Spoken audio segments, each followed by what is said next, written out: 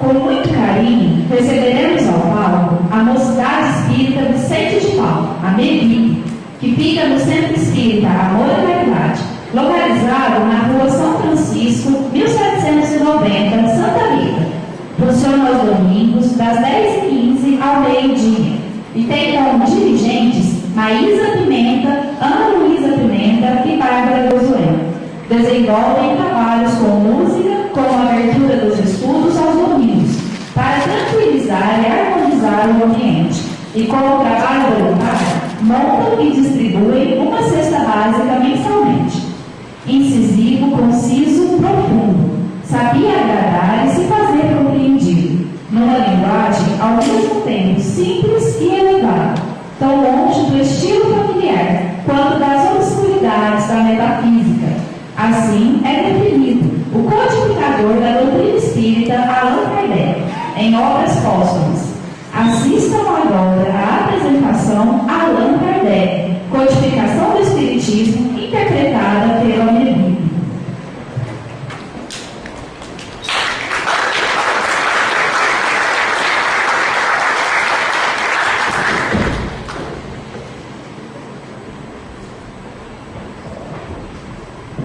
Pessoal, enquanto o pessoal da MEVIP monta o cenário, a gente gostaria de fazer alguns esclarecimentos, né? Muita gente talvez não saiba desse movimento, né? Do movimento Departamento de Mocidades Espíritas. O Departamento de Mocidade nada mais é do que um departamento da USE, né? Que é a União das Sociedades Espíritas, que tem o trabalho de unir as casas espíritas, né? Da divulgação da doutrina espírita.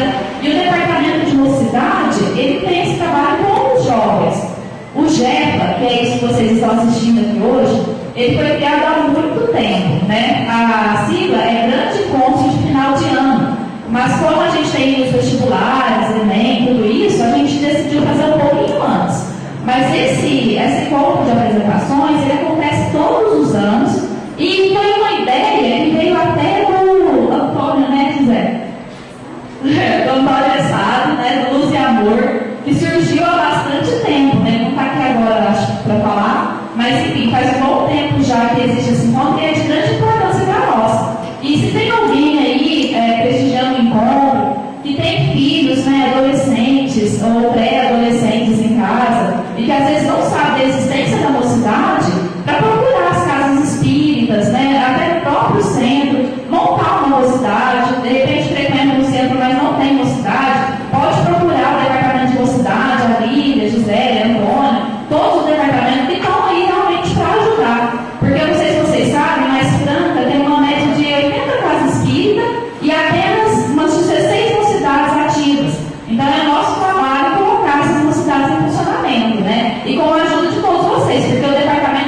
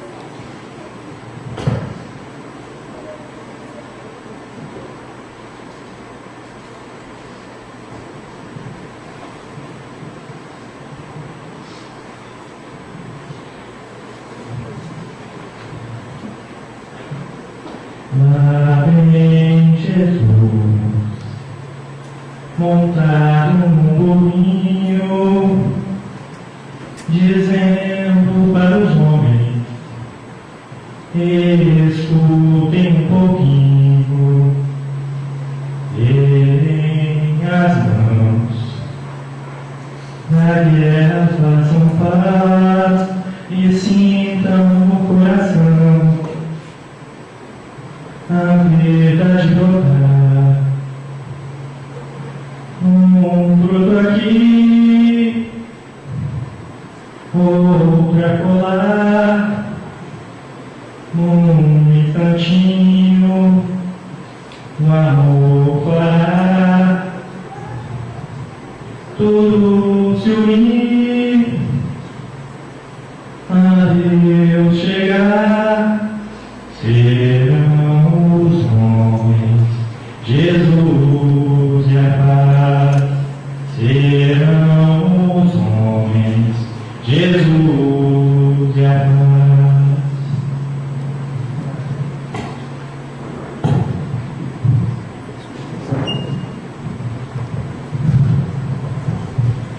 Quando Jesus esteve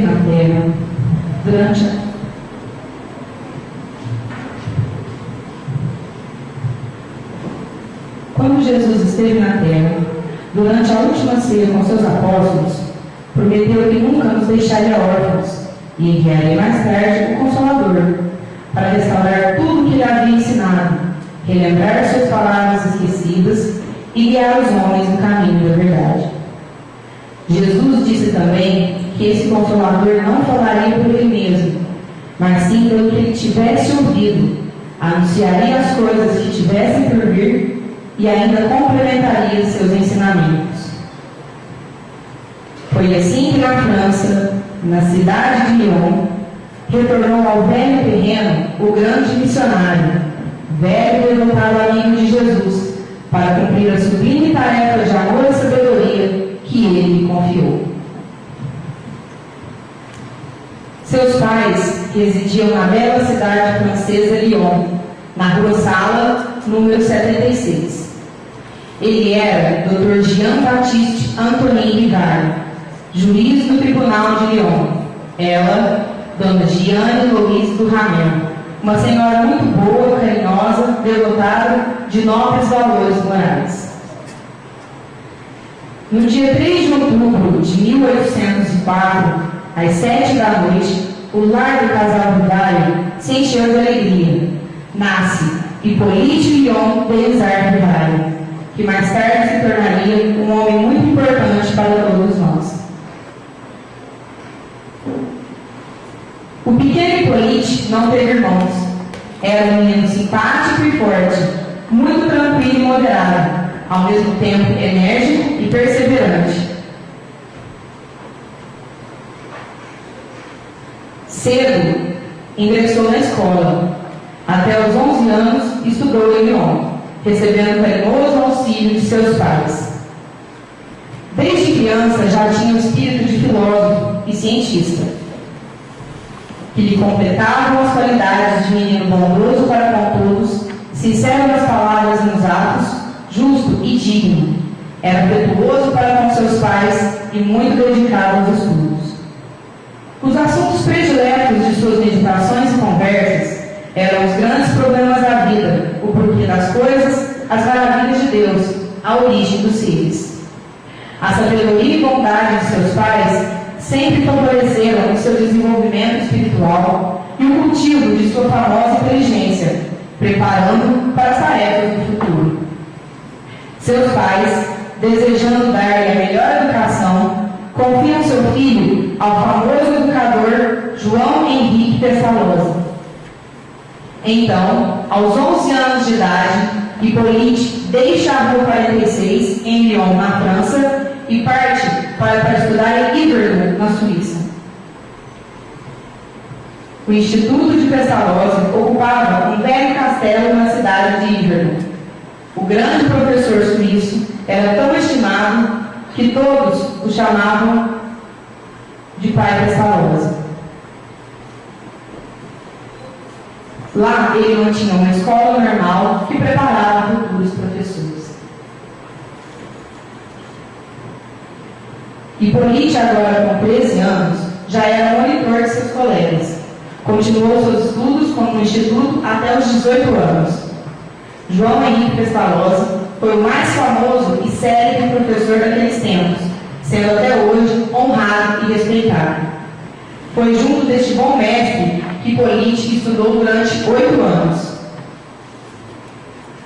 Em 1822, com 18 anos, o jovem professor Hipólite voltou para sua pátria e foi residir em Paris, capital da França. Publicou vários livros e se tornou famoso. Era um trabalhador incansável, sempre acordava muito cedo. Com 27 anos, no dia 6 de fevereiro de 1832, o professor Rivaio se casa com a jovem e culta professora Amélie Gabrielle Boudet.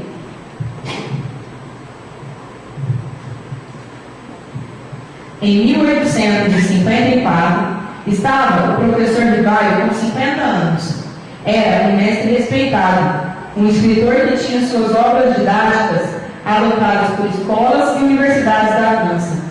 Nesse ano, foi despertado para cumprir a grande missão que veio desempenhar.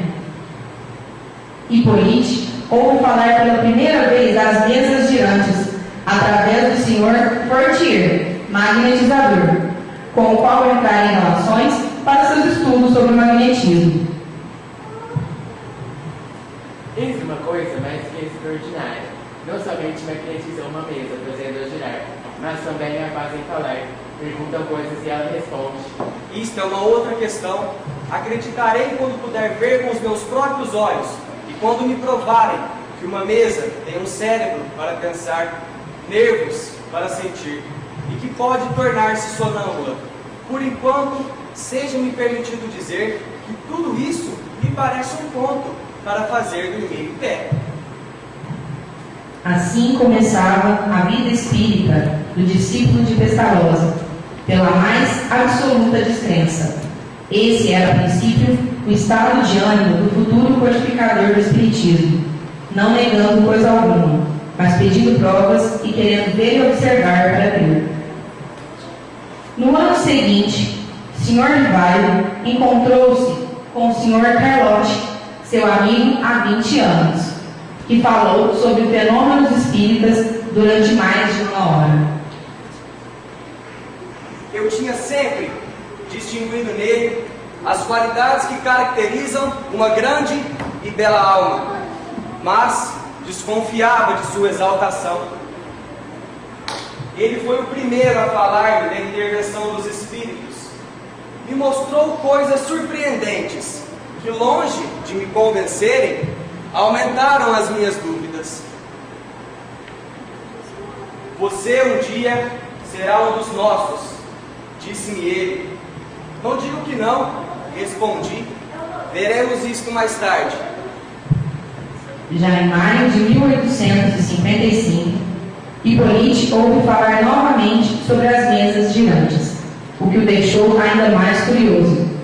E ao ser perguntado se gostaria de assistir a algumas experiências na casa da senhora Play Manson, ele aceita prontamente. Foi aí que pela primeira vez fui testemunha do fenômeno das mesas girantes, que saltavam e corriam, e isso em tais condições que a dúvida não era possível. Aí vi também alguns ensaios imperfeitos de uma escrita mediúnica em uma pedra de ardósia, com auxílio de uma cesta. As minhas ideias estavam longe de haver modificado, mas naquilo havia um fato que deveria ter uma causa. Entrevi entre as aparentes futilidades e com a espécie de divertimento que com aqueles fenômenos algo de muito sério se fazia, e com a revelação de uma nova lei que a mim mesmo prometia aprofundar. A ocasião se ofereceu antes do que tinha podido observar.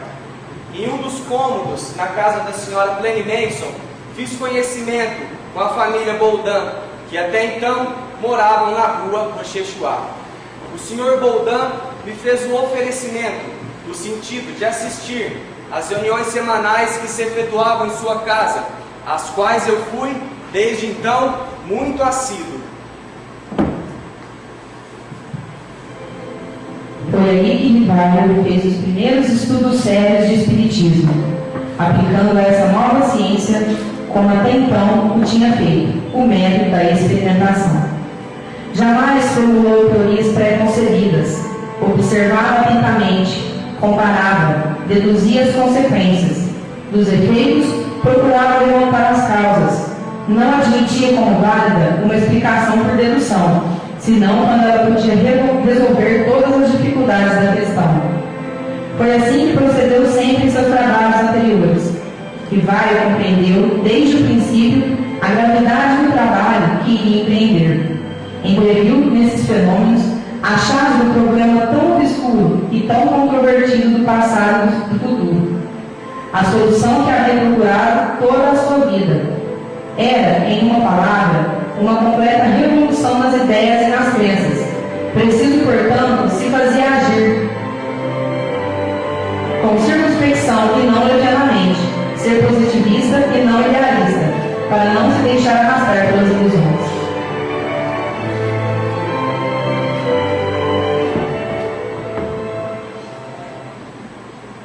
Cheguei à conclusão de que os espíritos não são senão as almas dos homens. Não possuem nem a soberana sabedoria e nem a soberana ciência. O seu saber é limitado ao grau de seu adiantamento. E sei que minha opinião não deve ter senão o valor de uma mera opinião pessoal. Crendo nisso, Rivaio evitou-se o grave obstáculo de crer na sua certeza, não formulando teorias prematuras. O fato da comunicação com os espíritos já provava a existência de um plano invisível, mas era preciso conhecer mais sobre esses mundos.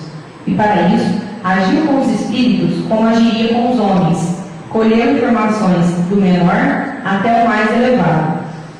Certa noite, Zéfiro, espírito protetor de Rivaio, informou-o tê-lo conhecido numa existência anterior. Disse-lhe que seu nome era Allan Kardec. A partir desse momento, o professor adota esse nome. Kardec, através de muitos médiuns de vários lugares, perguntava cada vez mais aos espíritos superiores e mais respostas obtinha. Com muita dedicação e persistência, cuidado e carinho, ele separou, comparou, compilou, condensou e organizou todas as respostas e mensagens recebidas. É, portanto, o codificador do Espiritismo, organizando a partir das obras. O Livro dos Espíritos, 1857, resumo de toda a doutrina espírita. O Livro dos Médiuns, 1861, orientação segura dos espíritos trabalhadores. O Evangelho segundo o Espiritismo, 1864, consola e ensina pelas lições de Jesus. O Céu e o Inferno, 1865, orienta sobre a vida futura. A Gênese, 1868, mostra as nossas origens e explica os milagres de Jesus. Além da coleção Revista Espírita, O que é o Espiritismo e Obras Póstumas, conjunto de mensagens e estudos que ele não teve tempo de publicar. Foi no dia 31 de março de 1869, numa quarta-feira, quando Kardec estava colocando em ordem os seus livros, que a velha eternidade do coração, que há muitos anos minava seu organismo, libertou seu espírito generoso e sábio para retornar à velha pátria, a fim de continuar sua verdadeira missão na eternidade, sob as ordens de seu amado Mestre Divino, que ele soube amar e honrar.